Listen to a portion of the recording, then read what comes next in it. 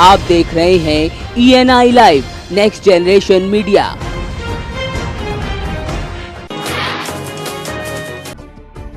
जनपद मुरादाबाद की बिलारी विधानसभा सीट से समाजवादी पार्टी के विधायक मोहम्मद फहीम का एक वीडियो वायरल हुआ है, जिसमें वो अपने समर्थक को भाजपा के प्रति उकसाते हुए भड़काऊ भाषण दे रहे हैं। उनका कहना है कि पिछली होली पर उनके घर पर हमला हुआ था, तब वो विधायक थे जिस कारण बच गए थे, वरना बिलारी में गुजरात जैसा दंगा कराने की साजिश थी।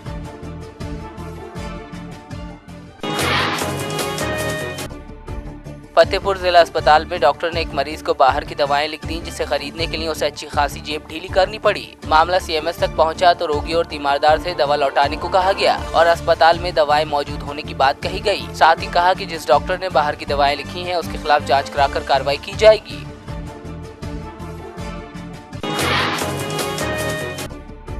मथुरा के थाना कोतवाली पुलिस ने 2 शातिर लुटेरों को पकड़ने में कामयाबी हासिल की है। पकड़े गए बदमाशों के कब्जे से लूटा गया बैग और अन्य सामान भी बरामद किया गया है। मथुरा कोतवाली इलाके के कृष्णनगर में एक महिला से बाइक सवार 2 बदमाशों द्वारा उसका बैग लूट लिया गया था। घटना की सूचना मिलते ही हरकत में आई पुलिस ने तत्काल छानबीन करते हुए मंडी समिति चौराहे के पास से 2 शातिर लुटेरों को दबोच लिया।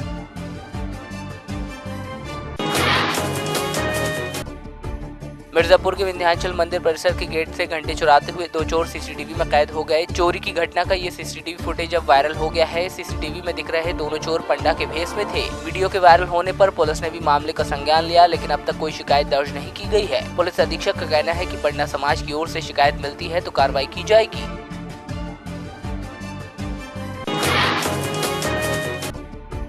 बरेली के सिरौली नगर पंचायत की सबा खान ने एक बार फिर चुनावी मैदान में कूदने का ऐलान किया है। सबा खान ने एक वीडियो के माध्यम से खुद को मुसलमान बताते हुए चुनाव लड़ने की बात कही। साथ ही उन्होंने कहा कि वो पहले भी समाजवादी थी और अब भी समाजवादी हैं।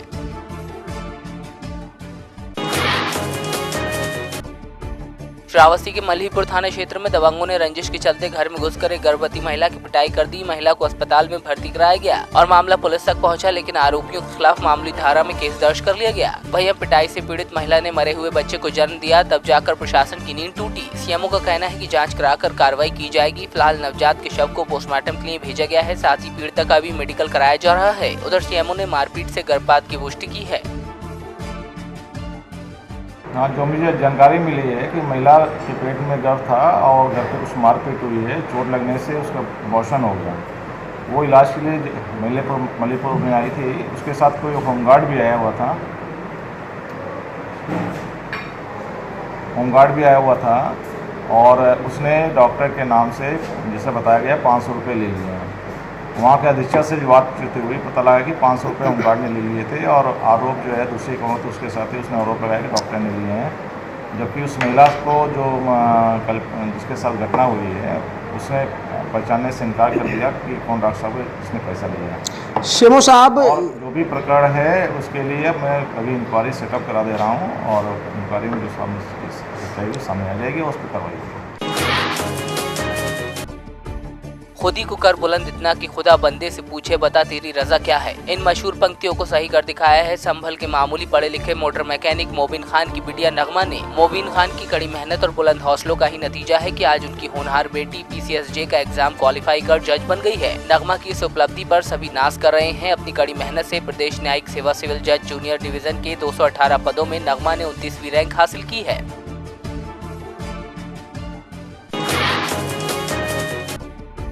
संवेदनशील इलाकों में पुलिस के आला अफसरों की पैदल गश्त की कवायद के बाद अब DGP के आदेश पर संभल में कम्युनिटी पुलिस के गठन की कवायद शुरू हो गई है। जनपद के ASP पंकज पांडे ने बताया कि DGP के आदेशानुसार थाने में हर बीट से 10 गणमान्य नागरिकों और 10 डिजिटल वॉलंटियर चुने जाएंगे, जिन्हें S10 और D10 नाम दिया जाएगा। कम्युनिटी पुलिस के लिए S10 कैटेगरी में साफ सुथरी छवि वाले रिटायर्ड टीचर, बैंक अधिकारी और व्यापारियों को जोड़ा जाएगा और D10 में तेज तर्रार युवाओं को लाने की कवायद की जाएगी।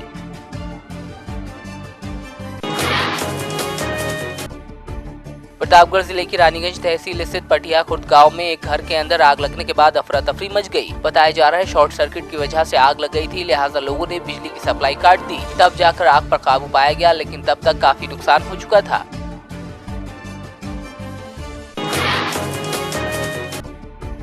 सरकार द्वारा जीएसटी लागू तो कर दिया गया है, लेकिन व्यापारियों को रिटर्न फाइल करने में दिक्कतें पेश आ रही हैं। इसी के चलते मोगा में सनतकारों और जीएसटी के विशेषज्ञों की एक बैठक हुई, जिसमें इन समस्याओं को हल करने पर विचार किया गया। जीएसटी के विशेषज्ञों का कहना है कि ऑनलाइन सिस्टम ठीक तरह से नहीं चल रहा, ओटीपी और पासवर्ड मिलने में दिक्कतें पेश आ रही हैं।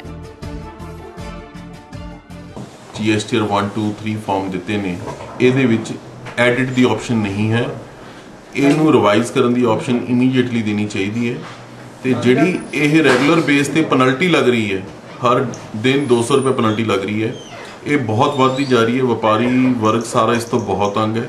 ਕਈ ਕੇਸਾਂ 'ਚ ਇਹ 6-6000 ਤੋਂ 8000 ਹੋ ਗਈ ਹੈ, ਜਿੱਥੇ ਕਿ ਈਵਨ ਨੀਲ ਰਿਟਰਨਾਂ ਵੀ ਨੇ। ਸਰਕਾਰ ਨੇ ਕਿਹਾ ਸੀ ਨੀਲ ਰਿਟਰਨਾਂ ਤੇ ਵੀ ਕੋਈ ਟੈਕਸ ਨਹੀਂ ਲੱਗੇਗਾ, ਤੇ ਇਨੀਸ਼ੀਅਲ ਟ੍ਰਾਂਜੀਸ਼ਨ ਪੀਰੀਅਡ ਦੇ ਵਿੱਚ 6 ਮਹੀਨੇ ਅਸੀਂ ਕਿਸੇ ਵੀ ਵਪਾਰੀ ਨੂੰ ਕੁਝ ਨਹੀਂ ਕਵਾਂਗੇ, ਤੇ ਉਹ ਪੈਨਲਟੀਆਂ ਸ਼ੁਰੂ ਹੋ ਗਈਆਂ। ਸਰਕਾਰ ਆਪਣੇ ਕੀਤੇ ਹੋਏ ਵਾਅਦੇ ਤੋਂ ਵਾਪਸ ਜਾ ਰਹੀ है।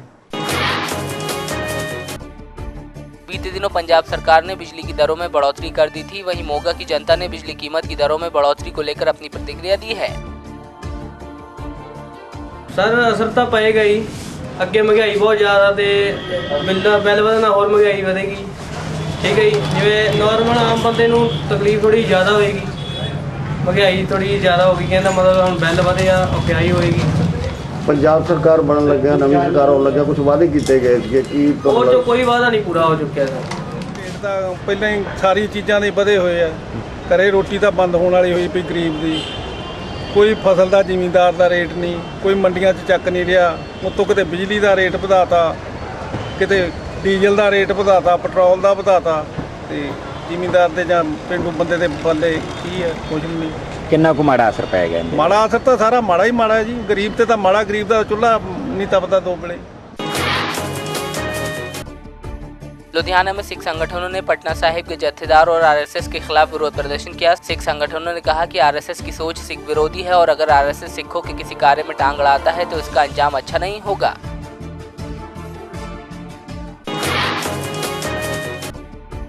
बिलाईगढ़ ब्लॉक के ग्राम बेलटिकरी में कैंसर से पीड़ित 36 वर्षीय युवक की इलाज के दौरान मौत हो गई, जहां परिजनों ने डॉक्टरों पर लापरवाही और इलाज नहीं करने का आरोप लगाया है। मृतक भरतलाल के परिजनों ने बताया कि रायपुर डॉक्टर भीमराव अंबेडकर अस्पताल में लगातार 3 माह तक इलाज कराया जा रहा था, जहां इलाज केवल नर्सों द्वारा किया गया। नर्स केवल इंजेक्शन लगाती और कुछ दवा लिखकर भेज देती थी। भरतलाल को उनके परिजन अस्पताल में भर्ती करने के लिए बोलते रहे, लेकिन डॉक्टरों ने भर्ती नहीं किया, जिस कारण लगातार 3 माह तक बस किराए से आना जाना लगा रहा। आज तक हो इलाज नहीं करी, जात रहे रायपुर संझकते में डॉक्टर आ रहा है नहीं। इलाज पानी कर रही, ठीक हो जा रही, भर्ती कर लेकर कहन तब भी नहीं करी भर्ती। कहाँ लेके गए आप मन? रायपुर। कौन सा हॉस्पिटल? मैं कहा रहा। और वहाँ जाने के बाद फिर डॉक्टर लोग इलाज में क्या किए, कैसे किए, कुछ बताए? डॉक्टर मन कोई नहीं देखे, खाली सीटर मन बोल दे कि इतने देख लो, दर्द के सुई लगवा दवा के जाओ। भर्ती भी नहीं कर नहीं कर इसका भर्ती करवा तब भी नहीं कर। जैसा कैंसर का इलाज समय पे उनके साथ होना चाहिए था, उस हॉस्पिटल से ऐसा उनको कोई सहारा या ट्रीटमेंट डॉक्टर के द्वारा नहीं दिया गया, जिसकी वजह से ही कहना चाहिए एक डॉक्टर की लापरवाही से इतनी बीमारी को झेलते झेलते एक गरीब परिवार से उनका छत जो है, सहारा जो है आज चला गया। उनके पीछे में कहना चाहिए छोटे छोटे बाल बच्चे हैं, उनका लालन पालन शिक्षा दीक्षा का पूरा उनके पास एक बहुत बड़ा वो खड़ा हो चुका है कहना चाहिए। और हम आज उनकी ये पे बहुत शोक और गहरा ये जताते हुए हमारा गांव पूरा शोक की लहर में उनकी परिवार की मदद के लिए यहाँ इकट्ठी हुई है। कोरिया जिले की महेंद्रगढ़ पुलिस ने चोरी के मामले में 2 आरोपियों को गिरफ्तार किया है। साथ ही इनके पास से लाखों के जेवरात बरामद किए गए हैं। इन दोनों आरोपियों ने एक अधिवक्ता के घर में चोरी की वारदात को अंजाम दिया था। लगातार पुलिस की टीम इस पर काम कर रही थी और एक बड़ी सफलता के रूप में हम इसे मानते हैं। 2 चोर इस पे गिरफ्तार हुए हैं। बिलासपुर में ये चोरी गए गहनों को बेचने के फिराक में थे।